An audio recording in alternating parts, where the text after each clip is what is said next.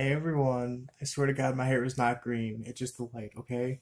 I know I'm probably gonna get some comments about that sometime in like 20 years. Um, yeah, my hair is not green. I swear. It's just the light. I swear. I'm not turning into Jacksepticeye. I was gonna do a fake accent, but I can't do accents. Top of the morning to you, laddies. I'm Jack. I can't do the. My name is Jacksepticeye. I just said I am Jacksepticeye. Anyways, moving on. Um, Welcome to the first episode of something I'm calling Anime for Everyone. Yeah, this one's actually something I really do like, and I've been trying to do for quite a while. Um, Basically, the series is gonna be where I recommend anime based on basically the genre. Each episode will be a different. Will be one specific anime where I name off the things about it that make it unique, as well as what makes it recommendable. I guess is the way to phrase it. Is that the word? Anyways, so yeah. Um, and this one is one I actually just finished like 20 minutes ago. um, yeah. So this one's actually one that I really, I'm gonna admit, I was actually really surprised that I liked. Um, and if you don't know about this anime, it is one that has been. How many different seasons have there been? Crap. I don't even know because I haven't seen season one. I skipped ahead because each season's like a completely different show, but they all run off the same concepts. Anyways, moving on. Also, if you see me keep adjusting my hoodie, it's because the tag in the back is very annoying, and my shirt underneath does not block it off, so I may be adjusting my hoodie quite often. Anyways, yeah. So if you guys don't know what I'm talking about, it's Fate Apocrypha, and yes, I'm mostly just recommending Apocrypha because I don't particularly enjoy the previous seasons. Yeah, I know, shame on me. But yes, Fate Apocrypha is one that I'm actually only recommending because, well, I'm pretty sure I've mentioned millions of times on this channel that I cry quite a bit in anime. um, so yeah, I ended up watching this anime not aware that I would cry a lot because in the previous seasons of Fate, I've never really like. I think Fate. Which one was the one I cried in? I don't remember. It was one of the first couple seasons, but I never saw the first season. So, anyways, I never really cry during Fate. But for some reason in Fate Apocrypha, I cried probably more than 7 times, and I've never cried that many times for one anime. Not even Clannad got me that many times with Clannad and Clannad After Story. I only cried 5. Yeah, only 5 with both those two combined. So Fate Apocrypha has had a new record in my depression mode meter. But no, seriously, it's not a bad thing to cry in these anime. It's kind of the point of it. Is it's supposed to get your emotions all out of whack, and that's kind of why I cried. Was because I was not expecting it, and then if you guys don't know about Fate, and I'm gonna get into the actual description of the anime a bit. All the seasons of Fate, except for the spin-offs like Carnival Phantasma, Phantasm, Phantasma Carnival, whatever that show was. I can never remember. It's Carnival Phantasm or whatever. I don't know. That was like a complete spin-off. That one was just meant for like humor purposes. Also, the magical version of it. I can't remember what that one was called, but those ones, Prisma, whatever. Anyways, moving on. If you guys don't know, it basically sets place where there's a huge war for the Holy Grail. The Holy Grail is able to grant the wish of a mage as well as the. I'm gonna call them servant because that's what they're called.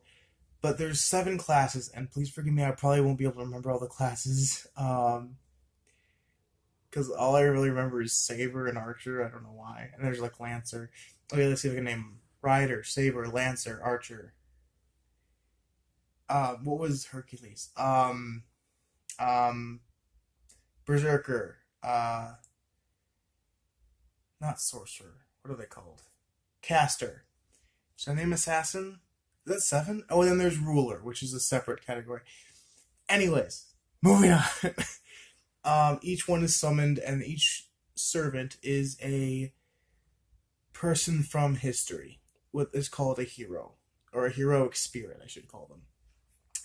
Now, in Fate, normally it's 7 servants, but in Fate Apocrypha, this is the first time where there's been 14. Well, actually, there's been more than 14, but 14 technically, because there's 2 of each servant.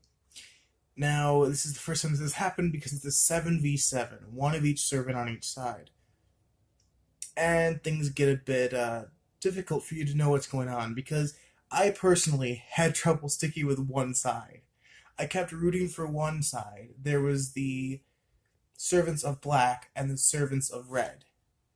Now, honestly, I started off voting for the servants of red just because of Saber. If you guys don't know, Saber in this show is Mordred, and if you guys don't know who Mordred is, it's King Arthur's son, I believe. But in this previous Fate seasons, King Arthur, who was a spirit who was coming back as a Saber, is technically a king, but comes back as a female, which was pretty funny to me because I just love the concept of it. And then Mordred is the same. Mordred is a more rebellious version of King Arthur who kind of just does whatever she wants. And that's why I kind of stuck with the red side at first. And then I met Astolfo.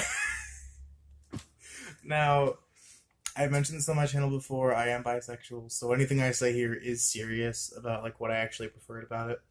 So, don't take offense to it. If you do, bye. I guess, the best way to phrase it. But believe it or not, Astolfo I knew was a trap going into it. And it's funny because really only one character in the anime was actually trapped by it. Jeanne d'Arc, which is ruler class. That's a separate class. She was the only one who really didn't know that Astolfo was a guy. And I knew going into it because my friend Joe, aka, I forget what he named his channel now, he's changed it like 12 times. I don't know how many times he's actually changed it. But anyways, he actually got trapped by Astolfo. And it was funny because he just came downstairs, he's like, dude. I'm like, what? He's like, I was trapped. I'm like, what does that mean? He's like, Astolfo is a guy. I'm like, oh, that. And he was literally like, unsure of what he was like, who am I anymore? I have no clue. I don't know. My whole life is a lot. Kind of like he was kind of questioning himself at that point. I have actually, believe it or not, never considered a trap, I guess, husbando material. I guess technically, yeah, it's husbando. I don't know if it's a separate class or whatever. But for the most part, I've never really like cared much about traps as characters. There's reverse traps, which are a completely different story, but you know that they're female going into it most of the time. Astolfo is kind of a unique case for me because Astolfo was freaking hilarious. And it was funny because everyone else in the show called Astolfo he from the very beginning. And Jeanne d'Arc finally sees him get out of the shower with a towel around his head, and he's like, hey, what are you doing here? And she goes, oh, well, it's quite, basically, it's like, you shouldn't be coming out of the bathroom naked, looks down. And she's like, ah. Yeah, anyways, I just love that scene. And yeah, I just thought it was hysterical how everyone else already knew he was a guy, but, poor innocent Jeanne d'Arc. Yeah. I just thought it was funny. But yeah, Astolfo is the first trap I've actually considered husbando material, and yes, husbandos are a thing for me. But Astolfo freaking ruled. That's all I'm gonna say. Anyways, so this anime itself was quite special to me because it did express a lot of things that do happen in real life. It was very realistic about certain things, and these things are very emotional, and they kind of get to me a little bit more than people who haven't really experienced it. But a lot of things they mentioned in the show that the heroic spirits had encountered are things that I completely support, or are things that I've actually been through. And it really gets to you when you see a fictional character go through it, and and you can see the actual like emotions in them, even though they don't really exist. They're portrayed perfectly, and it was a bit harsh on me. I'm actually surprised my eyes are not still covered in tears because I literally just finished crying about an hour ago. And that actually, honestly, I just finished the show about an hour ago, so I'm surprised it didn't take me long. And yeah, it wasn't too long ago, but it was an hour or so ago. It's already like 7 something in the morning. I've been binge watching it literally all night. Anyways, 25 episodes, amazing. But yes, I recommend this anime for quite a few reasons and quite a few people. Um, Basically, the action in it is amazing. The fight scenes in it are completely incredible, as well as they're kind of, you don't always understand where they're going to go. Um, Not to mention, the results in this case are extremely either exciting or depressing, or a little bit of both, because, like I said, you don't exactly know who you're rooting for in the end. You kind of keep switching back and forth, which completely throws off the normal kind of shows that we have nowadays, where you normally side with one side and that's it, or you'll side with a single character even. In this one, I'll tell you right now, only one servant is going to survive in the end. That means all the others have to fall. And oh boy, was that hard for me. Every time I cried, it was for one of the servants, and it was kind of sad. I'm actually starting to get teary again, just from thinking about it. Anyways, moving on before I cry. Um, so yeah, I recommend this for people who like action with extremely well done like graphics. Like if you want to see really good fights, if it's fast moving with like close range combat kind of stuff, this anime is definitely for you. Basically, Sword Art Online kind of style of combat kind of thing. Um, then there's also, if you like more serious matters, things that aren't exactly like SAO where there is actual blood and gore, but it's not horrible. It does show blood, and it does show people literally eating hearts. A little bit disturbing there, but for the most part, it is very realistic with the actual violence aspect of it. It is called the Holy Grail War in the end, after all. Um, if you like anything to do with mythology, this is it involves any sort of things in mythology. In previous seasons, King Arthur has been one of the servants. Hercules, who else? I'm just gonna name the ones from this season. Frankenstein was in this season, or Frankenstein's monster, I should call her. Yes, her. Frankenstein's monster is a she, and it was awesome. Spartacus was Berserker. Jean d'Arc, for crying out loud. Like, people from history as well as mythology. Charon from the what was he, Centaur?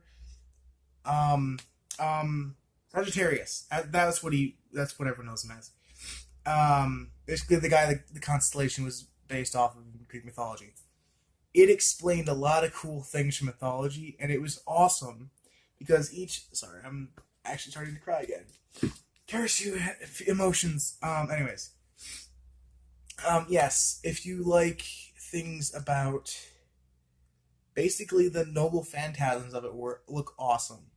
If you guys don't know what noble phantasms are, they are a unique ability that each servant possesses, but a lot of them change the entire universe that they fight in almost. So, in other words, they'll change the arena per se, so that it gives whoever has that noble phantasm the advantage in the fight. However, not all noble phantasms are arena kind of things. A lot of them do affect the area around them. But they are a unique ability that each servant will own or have, and it costs quite a bit. And that's all I'm going to say. If you want to know, go watch the anime. But using a noble phantasm normally is a last resort. However, the fight scenes in this show are epic for characters who you don't even get to know very well. There's a scene, and no, this isn't really. Well, I guess it is a spoiler. All these episodes are gonna be spoilers technically. There's a scene where an army of homunculi and golems Yes, golems. I pronounce them golems. If you pronounce them golems, whatever. Golems? How else do people pronounce them? I don't remember. But anyways, golems and homunculi fight against an army of skeleton, or I guess they're called dragon tooth warriors, or dragon claw warriors. I don't remember. All I know is that the same they call this the same thing in Goblin Slayer, the anime, which by the way is another anime I'm going to be reviewing in a future episode. But anyway, come back to this one. There is a huge battle that really actually was pretty cool, and it was cool just to watch, even if you don't know what's going on. If you pick it up mid episode and you're looking at it, your eyes will be glued to it because it looks so cool. And I'll guarantee you right now that every single one of the servants, there's if you have any sort of thing of if you have a waifu or husbando at all, like if you consider yourself someone who does that, well, I can guarantee you in this anime there's going to be someone who you will definitely put a liking towards. For me, it was a combination between Mordred, Astolfo, Jeanne d'Arc, who else was there? Oh, there was one other. Crap, how did I forget her? Oh no, it wasn't even a her. I remember now. It was the bounty hunter guy. Oh my god, I don't know why. I don't know why. Don't ask. He was cool. Um, Mordred's master. He was. I don't know why I thought of him as husbando material. Shut up. Anyways, yeah. Oh, and don't forget Shakespeare. Yeah, Shakespeare is in this. He's literally one of the servants, and I loved it. He was awesome. But anyways, moving on. Yeah. So, God, I can't stop thinking of characters now, and now it's making me cry. Damn it. Oh well. Yeah. So I did enjoy this anime quite a bit. But not only do I recommend it for people who kind of like the action part of it, but I 100% recommend it to people who like a bit of kind of comedy in a way. The kind of comedy where it's somewhat romantic, but at the same time, no one ever ends up together for sure. It's really hard to explain.